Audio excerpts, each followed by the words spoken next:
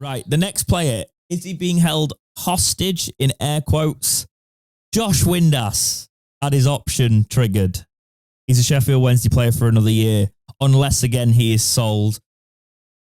What are your thoughts on this one, Jake? I'm getting deja vu here because I feel like I've done this every time with Josh when it comes to the end of a contract or whatever. Yeah. In January, he said he hadn't spoken to anyone about his contract or nothing had been sorted, and he didn't have an option. He said he didn't have an option on his contract. He's a free agent at the end of the summer. That was his words, if you remember. Yes, at the end I vaguely do, actually, yes. The last game of the season versus Watford, he turned around and said, we've been discussing a contract since November. Which is Has he read his contract? Because if he, I don't know. I'm not sure because then we find out there's an option and then we get all the cryptic housery from Josh. Now, is Josh happy to stay?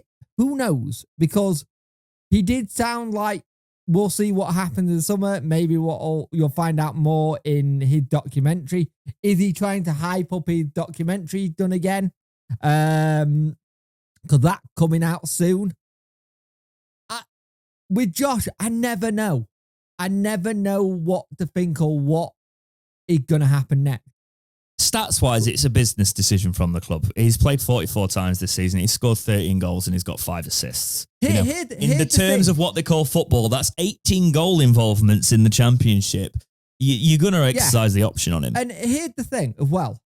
If we had let him go for nothing, everybody would be going, why are we letting her go of our top goal scorer? Why are we letting our person who got 53 goals for the club, the highest goal scorer this century, why is he going for nothing? You'd have people going the other way. Yes, you would. Like Josh is so good at splitting our fan base in half. It's actually, there should be a masterclass on how to just gauge people with what Josh does and sell it as a call. I think this one is where you really have to be clever on a business perspective. And it's not that I don't want Josh Windass at the club. I think he'd still score goals for us. I think he'd be key. However, in terms of a footballing perspective, he's 31. Mid-season, he will be 32. He'd probably want a 2-year deal, right? Yep. He is literally probably at one of the last ages where we could command a decent fee for him, right? So we've said in the past like 5 million for Josh Windass, given the goals he gave us. I would reach probably down more towards that 1 to 2 million mark. If someone came in now, last year of the contract, for $1 million, you take it. I'd say 2.5. You say 2.5. I say the reason I worry about us being able to, I would agree that he's probably with his goals, that's worth it. But given his age and he's in the last year of his contract, I would take $1 million for him just so we don't end up in a season where, because I'm looking at reinvestment, Jake. If someone comes in the summer for $1 million, we lose his wage off the bill and we get $1 million in terms of transfer fee. That's a lot of reinvestment back into the club at this level. It's not them. What would $1 million actually realistically get you? It's not just $1 million though, is it? It's his wages freeing up. Yeah. So the thing is, in terms of, I'm just turning to reinvestment. And said that he wants to go to America. He's missing it from America. He said he wants to go to America.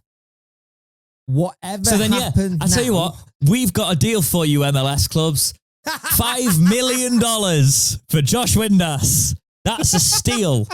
He can play the soccer really well. Bring him in. He'll be one of your superstars. Even, do you know what? If you decide to pay $10 million, I've heard that makes soccer players play even better. So, Santos, are you doing anything recently? Do you still want him? Boca Juniors, you were after someone. You want him?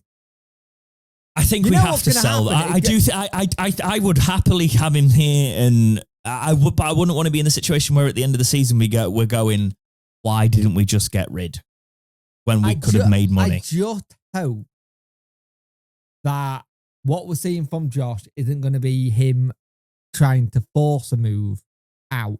If that is what he's doing. Well, if it is, it's definitely the end, isn't it, Jake? Like it's got to be.